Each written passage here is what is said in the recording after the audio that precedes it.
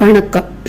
நாம் இன்னைக்கு பார்க்க இருக்கிறது சென்னை மயிலாப்பூரில் கோயில் கொண்டிருக்கிற கோலவிழி அம்மனை பற்றி தான். கோலவிழி பேரே எவ்வளோ எழிலாக இருக்குது பார்த்தீங்களா? அதை விட எழிலாக இருப்பாங்க அவங்க. அமர்ந்த நிலையில் பக்தர்களுக்கு ஏதாவது கஷ்டம்னா உடனே அதை களைய முற்பட்டவங்க மாதிரி வலது காலை கொஞ்சம் தரையிலிருந்து தூக்கி அந்த அமர்ந்த நிலையில் இருக்கிறது ஒரு சிறப்பம்சம். அப்புறம் பார்த்திங்கன்னா கருவறையில் 2 சிலைகள் இருக்குது. முன்னாடி இருக்கிற சிலை சின்ன சிலை, பின்னாடி இருக்கிறது பெரிய சிலை. இந்த சின்ன சிலையை பிரதிஷ்டை செய்தது ஆதிசங்கரர் அப்படின்னு சொல்கிறாங்க. வருஷம் 2000க்கு முன்னாடி, 2000 ஆண்டுகளுக்கு முன்னாடி. அது மாதிரி பின்னாடி இருக்கிற அந்த பெரிய சிலையை நிறுவனது சித்தர்கள் 10,000 ஆண்டுகளுக்கு முன்னாடி பிரதிஷ்டை செய்தது அப்படின்னு சொல்கிறாங்க.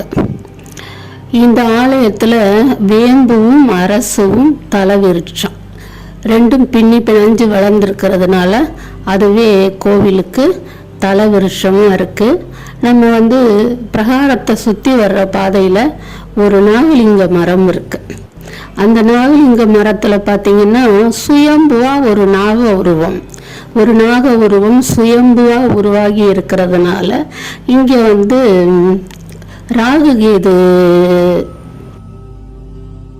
ஏதாவது ராகு கேது தோஷம் உள்ளவங்க இங்கே அதுக்கு பரிகாரம் செய்கிறாங்க.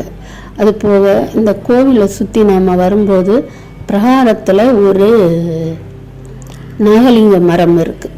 அந்த நாகலிங்க மரம் பார்த்திங்கன்னா அதில் ஒரு நாகம் சுயம்புவாக தெரியுது. சுயம்புவாக ஒரு நாகம் அந்த மரத்தில் புடைப்பு சிற்பம் மாதிரி தெரியுது.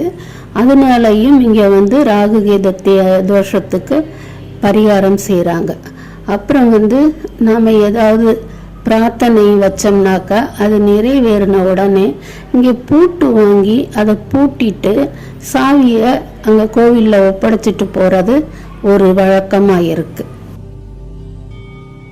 அதே மயிலையில் பார்த்தீங்கன்னா, அதாவது மயிலாப்பூரில் பூம்பாவைங்கிற பெண் நாகம் தீண்டி இறந்து போயிடுறாங்க.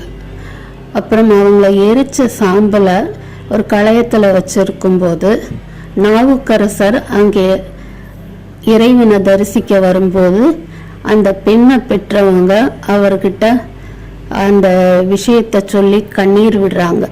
அப்போ அவர் நாவுக்கரசர் அந்த களையத்தை, சாம்பல் இருக்கிற களையத்தை கொண்டு வர சொல்லி அதிலிருந்து அந்த பூம்பாவைங்கிற பெண்ணை உயிரோடு வர வச்சதாகவும் ஒரு செய்தி இருக்கு.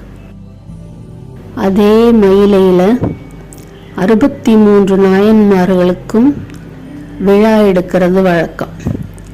முதல் நாள் கொடியேற்றத்திலிருந்து விழா ஆரம்பமாகி 10 நாள் உற்சவமாக அந்த திருவிழா நிறைவடையும்.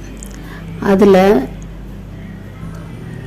கபாலீஸ்வரர் கற்பகாம்பாள் வர்ற தேருக்கு பின்னாடி 63 நாயன்மார்களுடைய தேரும் வரும். ஆனால் இத்தனைக்கும் முன்னாடி கோலவிழி அம்மன் தேர் முன்னாடி வரும். விழா எடுக்கிறது என்னவோ 63 நாயன்மார்களுக்கு. அந்த கோவிலில் குடிகொண்டிருக்கிற கபாலீஸ்வரரும் கற்பகாம்பாலும் வர்ற தேருக்கு முன்னாடி போகிறது கோலவிழி அம்மன் தேர். அந்த மயிலை வாழ் மக்கள் அந்த கோலவிழி அம்மனை அவங்கள காப்பாற்றுற கிராம தேவதையாகவே கொண்டாடுறாங்க. அங்கே இருக்கிற வாராகி அம்மன் உருவத்துக்கு முன்னாடி வாராகி அம்மனோட வாகனமான ஆமை உருவம் பிரதிஷ்டை செய்யப்பட்டிருக்கு. இதுக்கு இந்த ஆமை உருவத்துக்கு வெள்ளி செவ்வாய்க்கிழமைகளில் இளநீரால் அபிஷேகம் செய்தால் வியாதிகள் தீருங்கிறது பக்தர்களுடைய நம்பிக்கை. அங்கே அஷ்டதிக்கிலும் கோவில் கொண்டிருக்கிற 8 காளி கோவில்களில் இந்த கோலவிழி அம்பாள் தான் முதன்மையானவள் அப்படிங்கிறது குறிப்பிடத்தக்கது. இப்படி இந்த கோலவிழி அம்மன் கோவிலின் பெருமையை பற்றி இன்னும் என்னென்னமோ சொல்லலாம், நிறைய இருக்குது. ஆனால் நேரத்தை கருதி இதோட முடிச்சுக்கிறேன். இன்னொரு பதிவில் சந்திக்கலாம். நன்றி, வணக்கம்.